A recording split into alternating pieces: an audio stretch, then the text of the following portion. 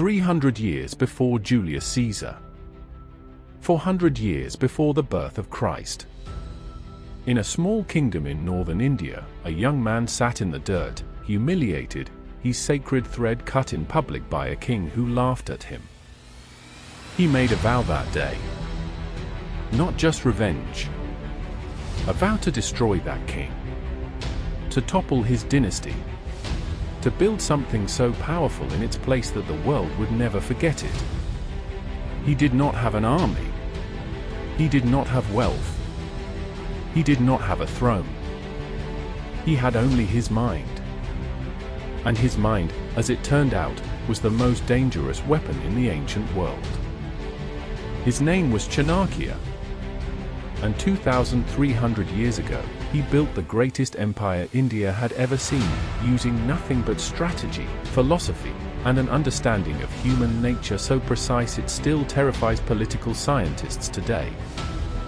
To understand Chanakya, you must understand the world he was born into. Ancient India in 350 BC was not one country. It was a patchwork of warring kingdoms, small, ambitious, constantly fighting each other for land, trade, and power. The most powerful of these kingdoms was Magadha, ruled by the Nanda dynasty. A dynasty famous for two things: immense wealth and breathtaking cruelty. Chanakya was born into a family of scholars, Brahmin, deeply learned in the Vedas, in economics, in political philosophy. His father named him Vishnugupta. History would remember him by two other names, Chanakya and Kautilya. From childhood, he was unusual. Brilliant, but abrasive. He spoke truth with no diplomatic softening. He saw through flattery and manipulation the way most people see through glass. And he had no patience for fools, especially powerful fools. Which is why, when he arrived at the court of Dhanananda, king of Magadha, he made the worst possible first impression. The king found him physically unattractive. His manner was blunt. His appearance, unkempt. In a moment of casual cruelty, the king had him publicly humiliated, his sacred thread cut, his dignity stripped, and was thrown out of the court. Most men would have gone home. Chanakya untied his tuft of hair, a sacred act of vow in ancient India, and swore he would not tie it back until the Nanda dynasty was destroyed. While plotting his revenge, Chanakya did something unexpected. He went to Taxila, Taxila, the greatest university in the ancient world. A place where students came from Greece, Persia, China to learn medicine, mathematics, philosophy, and warfare. And there, Chanakya began to teach. He also began to write. What he wrote would eventually become one of the most remarkable documents in the history of human thought, the Arthashastra. The Arthashastra is often called India's answer to Machiavelli's The Prince. But that comparison undersells it. Machiavelli wrote 44 pages. Chanakya wrote 6,000. And while Machiavelli described how power works, Chanakya described how to build it, defend it, expand it, and, when necessary, destroy it. The Arthashastra covers everything. How to run an economy. How to build a spy network. How to conduct diplomacy. How to wage psychological warfare. How to select ministers. How to test the loyalty of advisors. How to prevent corruption. How to handle foreign powers. It is not a philosophical text. It is an operating manual for civilization. Some of its ideas are startling in their modernity. The king shall consider as good, not what pleases himself, but what pleases his subjects. Written 300 years before Christ. Sounds like something from a modern democracy. Other ideas are ruthlessly pragmatic, bordering on brutal.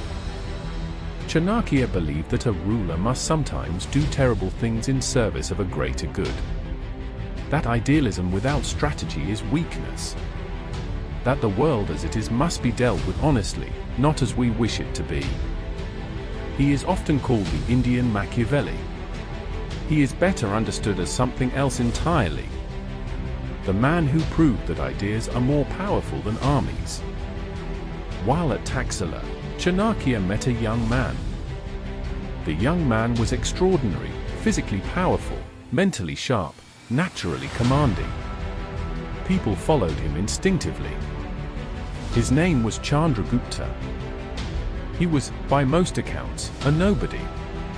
A young man of unclear origin, with no royal blood, no army, no claim to any throne. Chanakya saw something different. He saw an emperor. Not the emperor Chandragupta was, but the emperor he could become. And Chanakya had a plan. What followed is one of the most remarkable political campaigns in human history. Chanakya took Chandragupta under his guidance. He trained him, not just in warfare, but in statecraft, in psychology, in how to read people, in how to build loyalty, in how to use weakness as a weapon and strength as a disguise. He taught Chandragupta his most important principle. Before you act, know your enemy. Before you know your enemy, know yourself. Before you know yourself, be silent and observe. Together, the philosopher and his student began building an army. Not a frontal assault on Magadha. Chanakya was too intelligent for that. Instead, they started small. They recruited from the margins of society, the dispossessed, the overlooked, the people the Nanda dynasty had forgotten. They built alliances with smaller kings who resented the Nanda arrogance. They used Chanakya's intelligence network, spies disguised as monks, merchants, and wanderers, to understand the empire's weaknesses before striking a single blow. It took years. And then, kingdom by kingdom, alliance by alliance, betrayal by calculated betrayal, the Nanda dynasty fell. Chandragupta Maurya became emperor of India.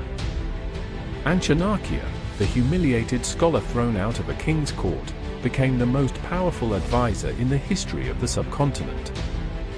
Here is why Chanakya matters today. Not as a historical curiosity, not as a symbol of Indian pride, but because the ideas in the Arthashastra are as sharp and as applicable in 2025 as they were in 300 BC. Here are 7 of them. 1. Know your enemy better than they know themselves. Chanakya's intelligence network was the most sophisticated in the ancient world.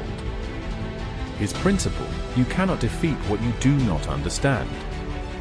Study your competition obsessively, not to imitate them, but to find the gaps they cannot see in themselves. 2. Never reveal your full strength. A person should not be too honest, Chanakya wrote. Straight trees are cut first and honest people are screwed first. This is not an instruction to be dishonest. It is an instruction to be strategic. Show enough to be taken seriously. Never show enough to be seen as a threat until it is too late for your opponent to respond. 3. Build your team before you need it. Chanakya spent years building alliances before he attacked the Nanda Empire. By the time the war began, it was already won. The victory happens in the preparation. The battle is just the announcement. For, treat your weaknesses as weapons. Chanakya was not physically imposing. He was not from a royal family. He had no resources. He used every one of these apparent weaknesses as a reason for his opponents to underestimate him. And every time they underestimated him, he destroyed them. 5. The purpose of power is service, not comfort. The king shall consider as good not what pleases himself, but what pleases his subjects. Chanakya built an empire. He never enriched himself. He lived simply as an ascetic scholar, even when he had the power to live as a king. 6. Education is the greatest weapon. Education is the best friend. An educated person is respected everywhere. Education beats beauty and youth. The man who humiliated Chanakya had armies, palaces, and gold. Chanakya had knowledge. Chanakya 1. 7. Patience is the greatest virtue of the wise. Chanakya waited years, building, learning, preparing, before striking. Most people act too early, driven by impatience or emotion. Chanakya acted at precisely the right moment. Not a day before. Not a day after. Patience is the greatest virtue of the wise. After Chandragupta became emperor, Chanakya did something remarkable. He stepped back. He served as prime minister, not as co-ruler, not as the power behind a puppet, but as an advisor who knew when his work was done. There are stories, disputed, legendary, that Chanakya ultimately retired to the forest, returning to the ascetic life he had lived before his great mission began. The man who toppled an empire and built a greater one in its place chose, in the end, to own nothing. The Arthashastra was lost to history for centuries. It was rediscovered in 1905, buried in a library in Mysore, and what scholars found astonished them.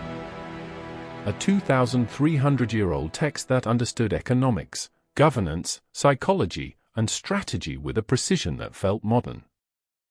Because Chanakya understood something that most people in positions of power still haven't learned today. The world is not moved by weapons or wealth. The world is moved by ideas, applied with patience, executed with discipline, and held with the willingness to wait as long as necessary for the right moment. He began with nothing but a vow made in the dirt outside a king's court. He ended having built the largest empire in Indian history, stretching from modern Afghanistan to the edges of Bengal. He did it with his mind. The examined life, applied with ruthless intelligence, can move the world. If this made you think, subscribe to The Examined Lives. Next week, the man who asked questions so dangerous that an entire city voted to kill him for it. Socrates. The death of philosophy's father. And why he smiled as he drank the poison. See you then.